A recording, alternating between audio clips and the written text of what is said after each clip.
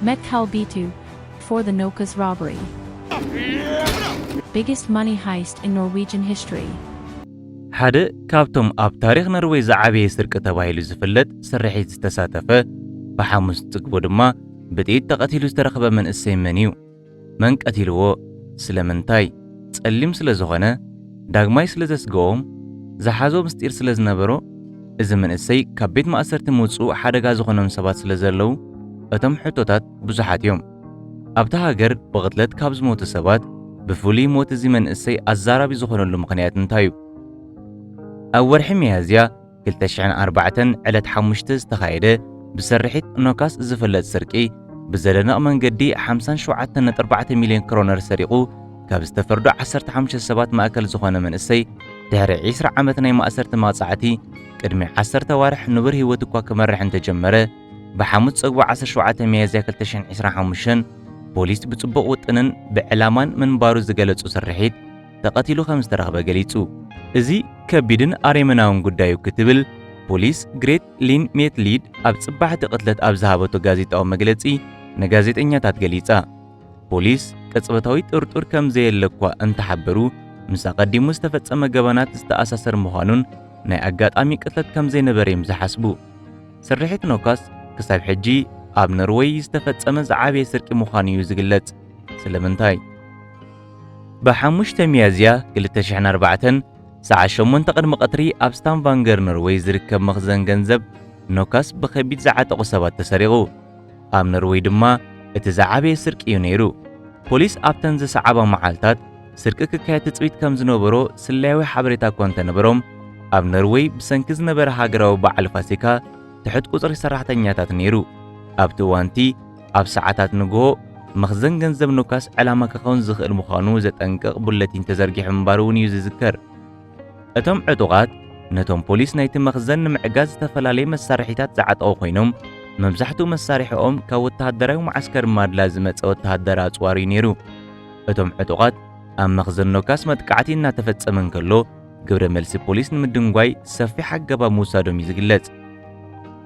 መውፅኢ ተሽከርከርቲ ቤት ጽሕፈት ፖሊስ ስታንቫንገር ብዝተቓጸለት ናይ ጽዕነት መኪና ተዓጽዩ። ኣብ ቅድሚ እቲ ህንጻ ድማ ናይ ትኪ ቦምባታት ተደርብዩ። ኣብቲ ጽርግያ ጎማ መኪና ከንፍስ ዝኽእል ስፓይክ ስትሪፕ ብምውዳድ ጎማታት ናይ ፖሊስ መካይ ምፍንጃሮም ይግለጽ። ኣብ ደገ ኣብ ቅድሚ ባንክ ኣብ ዝርከብ ካቴድራል ስኩዌር ሓያለ ዕጡቓት ቦታታት ሒዞም ነይሮም። ፖሊስ ኣብ መኽዘን ምስ በጽሑ ምስቶም ዕጡቓት ተኽሲ ድሕሪ ምልውዋጥ ፖሊስ ሌተናል ኣርነ ሲገቭ ክሎንግላንድ ብጥይት ኣብቲ እዋን ተቐቲሉ። እቶም ገበነኛታት 57.4 ሚልዮን ክሮነር ወይ ድማ 8 ሚልዮን ዶላር ኣሜሪካ ኣብ 2004 ብሃገራውን ናይ ወጻእን ባጤራታት ሒዞም ሃዲሞም። እዚ ድማ ኣብ ኖርዌይ ዝዓበየ ስርቂ ኮይኑ ካብዚ ብጠቕላላ 51 ሚልዮን ክሮነር ገና ክሳብ ሕጂ ክምለስ ከም ዘሎ እዩ ዝግለጽ። እቶም 37 ሰራሕተኛታት ኖካስ ኣብ እዋን ስርቂ ብዘጋጠሞም ስምባደ ብድምር 9 ሚልዮን ክሮነር ዝግመት ካሕሳ ተቐቢሎም።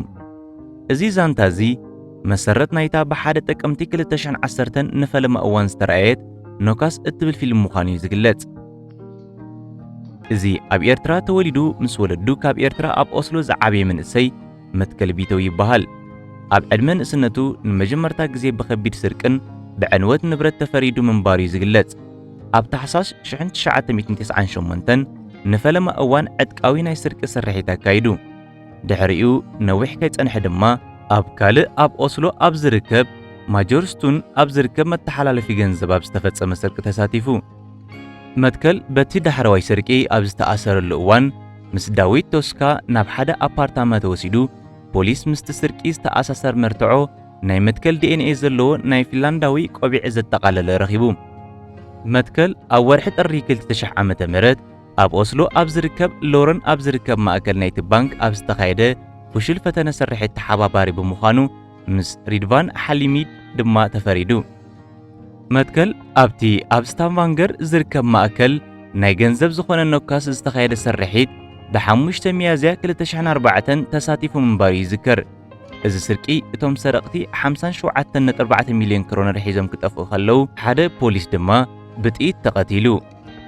መትከል ኣብቲ ግዜቲ ቅድሚ ሒደት ኣዋርሕ ብሞግዚት ካብ ቤት ማእሰርቲ ከም ዝተፈትሐን እቲ ስርቂ ኣብ ዝፈጽመሉ እዋን ድማ ገና ኣብ ፈተነ እዩ ነይሩ።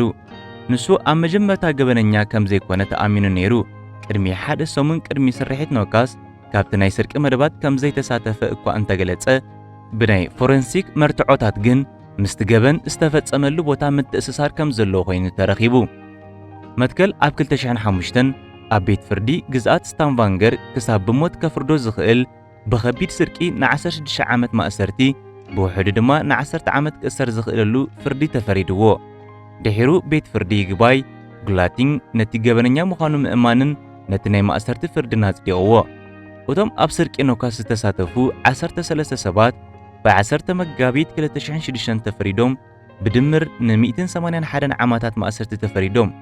ዴቪድ ቶስካ እቲ ዝነውሐ ፍርዲ ዝተዋህበ ኮይኑ ን21 ዓመታት ማእሰርቲ ድማ ተፈሪዱ።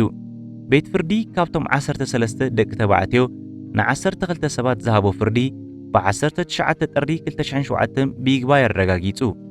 እቲ መበል 13 ቶማስ ቴንድሩፕ ብመጋባእያ ዳያኑ ነፃ ኮይኑ፣ ይኹን እምበር ብሕጊ ይግባይ ንርወይ እቶም ኣቦ መንበር ዳያኑ ነቲ ውሳነ ዳያኑ ክቐይርዎ ስለ ዘኽእሎም ካብዚ ብምብጋስ እቶም 3 ዳያኑ ነቲ ነፃ ዝተባሃለ ብምግልባጥ ዳግማይ ፍርዲ ክቐርብ ብምእዛዝ ኣብ ልዕሊ እቲ ኣብ ኖርዌይ ዘሎ ህሉ ስርዓተ ፍትሒ ዓብዪ ህዝባዊ ክትዕን ኣስዒቡ። ቴንድሩፕ ብ13 መስከረም 2007 ን14 ዓመት እዩ ተፈሪዱ። እዚ ካብ ኤርትራውያን ስድራ ዝተወልደ ዋላ እኳ ን16 ዓመት ማእሰርቲ እንተተፈርደ ኣብ መወዳእታ ዝሓለፈ ዓመት እዩ ንፈለማ እዋን ተሳታፊ ናይቲ ስርሒት ምዃኑ ዝኣመነ። ኣብ ዝሓለፈ ወቕቲ ምስ ኤንኣርኬ ኮርፖሬሽን ፈነወ ኖርዌይ ኣብ ዝገበረ ቃለ መሕትት ብዛዕባ ዝተፃወቶ ተራን ኣብቲ ውጥን ምስቶም ላዕለዋይ ኢድ ዝነበሮም ብፆቱን ምእማኑ ገሊጹ። ይኹን እምበር ንሱ ንፖሊስን ኣብያተ ፍርድን ብወግዒ ተሳትፍኡ ኣሚኑሉ ኣይፈልጥን። ስርሒት ኖካስ ናይ መትከል ቢቶ እንኮ ገበናዊ ንጥፈታት ኣይነበረን። እዚ ከምዚ ኢሉ እንከሎ ብጭቡጥ ካብ ፍርዱ 10 ዓመት ጥራዩ ኣብቂዑ። ምኽንያቱ ዝተሓተ ግዜ ስለ ዝሓለፈ ብሞግዚት እዩ ተፈቲሑ። ሽዑ እዋን እንተኾነ ኣገልግሎት ቤት ማእሰርቲ ኖርዌይ ኣብ ትሕቲ ጽኑዕ ገደብ የእትይዎ ነይሩ። እዚ ድማ ዳግማይ ገበን ካብ ምፍጻም ዝዓግቶ ነገር ኣይነበረን። ምኽንያቱ ድሕሪ ናይ 10 ወርሒ ናጽነት ንኹነታት መፍትሖ ብምጥሓሱ መሊሱ ናብ ቤት ማእሰርቲ ተመልሰ። ኣብ 2018 መትከል ዳግማይ ብኸቢድ ገበናት ተፈሪዱ። ኣብቲ እዋን እዩ ብዝተወደበ መልክዑ 38 ኪሎ ሓሽሽን 10 ኪሎ ማሪዋናን ካብ ወጻኢ ብምእታው ን5 ዓመት ኣብ ቤት ማእሰርቲ ሓሊፍዎ። ኣብ መወዳእታ ናይ ዝሓለፈ ዓመት ሰነ 2024 ዳግማይ ተፈቲሑ። እቲ ዝበለጸ ክፋል ናይ 20 ዓመታት ህይወቱ ድማ ኣብ ቤት ማእሰርቲ ሓሊፍዎ። መራሒ ዋይባክ ኦስሎ ዝተባሃለ እሱራት ናብ ማሕበረኮም ክምለሱ ዝሕግዝ ትካል ዮሃን ሎት ምስ መትከል ሰሙናዊ ከም ዝረኸብን ኣብ ቀረባ እዋን ሓዳስ ኣፍቃሪት ከም ዝረኸበን ኣወንታዊ ስምዒትን ኣብ ፍቕርን ከም ዝነበረን ብዛዕባኡ ገሊጹ። ሎት ብተወሳኺ መትከል ካብ ቤት ማእሰርቲ ናብ ንቡር ህይወትን ምስግጋር ከመይ ከም ዝተጸገመ ንመወዳእታ ግዜ ቅድሚ በዓላት ፋሲካ ምስኡ ኣብ ዝተረኸበሉ እዋን ግን ጽቡቕ ከም ዝነበረ ገሊጹ። ነቲ ናይ መወዳእታ ዘርቦም ብምዝካር ድሕሪኡ ብዛዕባ ኣዕሩኽ ምህላው ከመይ ከም ዝመስል ከምኡውን ብዛዕባ ንቡር ህይወቱ ምምራሕ ከመይ ከም ዝመስልን ኣዕሊና ክብል ዮሃን ሎት ገሊጹ። ብዕለት 17 ሚያዝያ 2025 ሓሙስ ጽግቦ መትከል ቢቶ ኣብ ጎልዲያስኮገን ኣብ ከባቢ መካኒ ከርበይን ኣብ ትራሶፕ ኦፕሳል ኦስሎ ብፖሊስ ሞይቱ ተረኺቡ። ነበርቲ ናይቲ ገበን ዝተፈጸመሉ ቦታ ንፖሊስ ሰዓት 10:40 ምሸት ተኹሲ ከም ዝተተኮሰ ብምሕባር ፖሊስ ብሓገዝ ሰብ ኣልቦ ነፋሪት ድማ ካብቲ ዝተሓበሮም ኣብ ውሽጢ ፍርቂ ሰዓት መትከል ብጥኢት ሞይቱ ከም ዝረኸብዎ ሓቢሮም። ፖሊስ ነቲ ቅትለት ኣዝዩ ኣረመናውን ብዕላማ ዝተገብረን ክብል ገሊጽዎ። መትከል ካብ ቤት ማእሰርቲ ምስ ወፀ 1 ዓመት ኣብ ዘይመልእ ግዜ እዩ ተቐቲሉ። ፖሊስ መርመራ ቅትለት ብኡ ንብኡ እዩ ጀሚርዎ።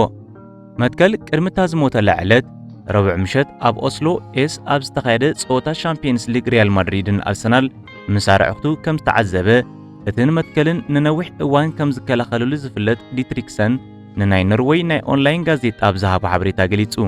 ንሱ ንሓዘንተኛ ቤተሰብ መትከል ይሕግዞም ከም ዘሎ እታ ጋዜጣ ተረድእ። ብዕለት 20 ሚያዝያ 2025 ድሕሪ ሰዓት 4 ናይ ቀትሪ ስቲግ ሚልሃውገን ዝተባሃለ ጥርጡር ኣብ ደቡባዊ ምዕራብ ኦስሎ ኣብ ዝርከብ ሆርተን ተታሒዙ ድሒሩ ድማ በቲ ጉዳይ ከም ዝተኸሰሰ እዩ ፖሊስ ዝገልጽ።